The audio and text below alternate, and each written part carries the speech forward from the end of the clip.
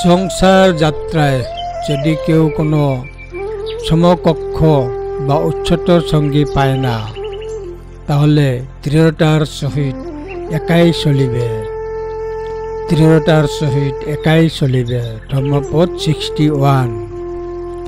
মানুষের সঙ্গী দরকার, কিন্তু যদি কাউকে ভালো না পাওয়া যায়, তাহলে তাকে বা অন্তত নিজের সমতুল্য বোকা মানুষের সাথে সঙ্গ না করে একা থাকাই ভালো।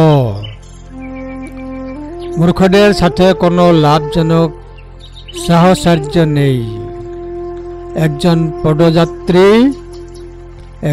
পথযাত্রী যদি ভালো বা সমান একজনকে খুঁজে পেতে ব্যর্থ হয়, তবে তার বোকাদের কোনো সহচরী ছাড়া একাই পথ চলা উচিত।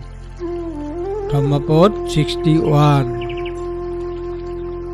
সরং সে নাধিগচ্ছেয় সেয়ং সদি সমর্তন